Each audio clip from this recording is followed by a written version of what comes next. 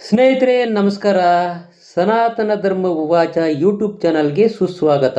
ಈ ವಿಡಿಯೋದಲ್ಲಿ ಭಗವದ್ಗೀತೆ ಅಧ್ಯಾಯ 18 ಮೋಕ್ಷ ಸನ್ಯಾಸ ಯೋಗ ಉಪಸಂಹಾರ ವೈರಾಗ್ಯದ ಪರಿಪೂರ್ಣತೆಯಲ್ಲಿ ಶ್ಲೋಕ 47ರ ಅನುವಾದ ಮತ್ತು ಭಾವಾರ್ಥದ ಬಗ್ಗೆ ವಿವರವಾಗಿ ತಿಳಿದುಕೊಳ್ಳೋಣ. ಶ್ಲೋಕ 47.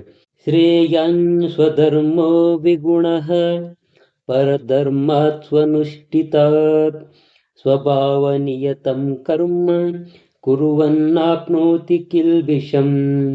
ಇದರ ಅನುವಾದ: ಪರಧರ್ಮವನ್ನು ಸ್ವೀಕರಿಸಿ ಅದನ್ನು ಪರಿಪೂರ್ಣವಾಗಿ ಮಾಡುವುದಕ್ಕಿಂತ ಸ್ವಧರ್ಮವನ್ನು ಅಪರಿಪೂರ್ಣವಾಗಿ ಮಾಡುವುದೇ ಉತ್ತಮ. ತನ್ನ ಸ್ವಭಾವಕ್ಕೆ ಅನುಗುಣವಾಗಿ ವಿಧಿಸಿದ ಕರ್ತವ್ಯಗಳನ್ನು ಮಾಡಿದಾಗ ಪಾಪಕರ ಪ್ರತಿಕ್ರಿಯೆಗಳೇ ಆಗುವುದಿಲ್ಲ. ಇದರ ಭಾವಾರ್ಥ: ಮನುಷ್ಯನ ಧರ್ಮವನ್ನು ಭಗವದ್ಗೀತೆಯಲ್ಲಿ ವಿಧಿಸಿದೆ.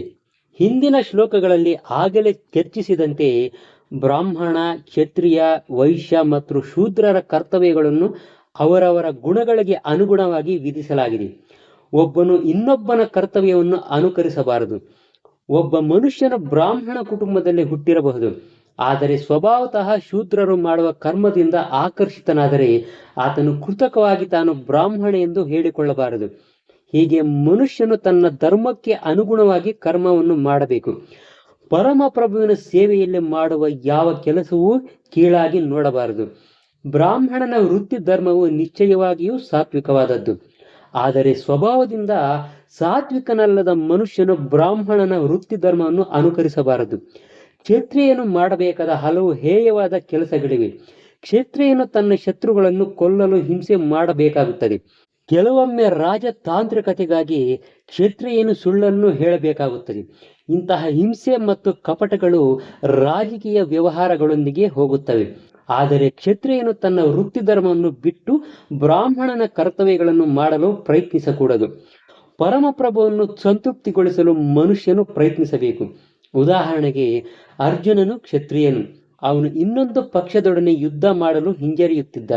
ಆದರೆ ದೇವೋತ್ತಮ ಪರಮ ಪುರುಷನನ್ನು ಸಂತೃಪ್ತಿಗೊಳಿಸಲು ಯುದ್ಧ ಮಾಡಬೇಕಾದರೆ ಅವನಿಂದ ಹೆದರಿಕೆಯೂ ಅಗತ್ಯವೇ ಇರಲಿಲ್ಲ. ವ್ಯವಹಾರ ಕ್ಷೇತ್ರದಲ್ಲಿ ಸಹ ವ್ಯಾಪಾರಿಯು ಕೆಲವೊಮ್ಮೆ ಅನೇಕ ಸುಳ್ಳುಗಳನ್ನು ಹೇಳಬೇಕಾಗುತ್ತದೆ. ಹಾಗೆ ಮಾಡದಿದ್ದರೆ ಲಾಭ ಬರುವುದಿಲ್ಲ. ಕೆಲವೊಂದು ಪರಿಸ್ಥಿತಿಗಳಿಗೆ ಅನುಗುಣವಾಗಿ ವ್ಯಾಪಾರಿಯು ಪ್ರೀತಿಯ ಗಿರಾಕಿಗೋಸ್ಕರ ನಿಮಗೋಸ್ಕರ ನಾನು ಲಾಭವನ್ನೇ ಬಿಟ್ಟು ಬಿಡುತ್ತಿದ್ದೇನೆ ಎಂದು ಸುಳ್ಳು ಹೇಳುತ್ತಾನೆ.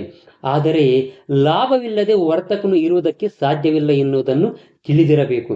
ಆದ್ದರಿಂದ ವ್ಯಾಪಾರಿಯು ತಾನು ಲಾಭ ಮಾಡುತ್ತಿಲ್ಲ ಎಂದು ಹೇಳಿದರೆ ಅದೊಂದು ಸರಳವಾದ ಸುಳ್ಳು ಎಂದು ಭಾವಿಸಬೇಕು. ಸುಳ್ಳು ಹೇಳುವುದು ಕಡ್ಡಾಯವಾದ ವೃತ್ತಿಯಲ್ಲಿ ತಾನಿರುವುದರಿಂದ ತಾನು ತನ್ನ ವೃತ್ತಿಯನ್ನು ಬಿಟ್ಟು ಬ್ರಾಹ್ಮಣ ವೃತ್ತಿಯನ್ನು ಅನುಸರಿಸಬೇಕೆಂದು ವರ್ತಕನು ಯೋಚಿಸಬಾರದು. ಹೀಗೆ ಮಾಡಬೇಕೆಂದು ಇಲ್ಲಿ ಹೇಳಿಲ್ಲ. ಮನುಷ್ಯನು ತನ್ನ ಕರ್ಮದಿಂದ ದೇವೋತ್ತಮ ಪರಮ ಪುರುಷನ ಸೇವೆ ಮಾಡಿದರೆ ಅವನು ಕ್ಷತ್ರಿಯನೇ, ವೈಶ್ಯನೇ ಅಥವಾ ಶೂದ್ರನೆನ್ನುವುದು ಮುಖ್ಯವಲ್ಲ.